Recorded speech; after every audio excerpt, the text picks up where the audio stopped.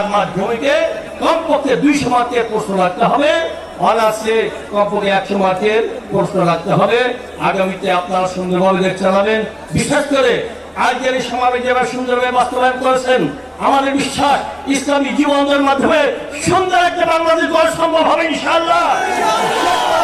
চাই হে যুবকেরা, যখন দেখবা এই দেশের ইসলাম দেশ মানবতার বিরুদ্ধে কোন অপশক্তি মাথা উঁচু করে যাচ্ছে, লক্ষ গুণ শক্তি নিয়ে প্রচন্ডভাবে আঘাত দিতে হবে। অপশক্তি যেন কখনো বাংলাদেশে মাথা উঁচু করে না দাঁড়াতে পারে।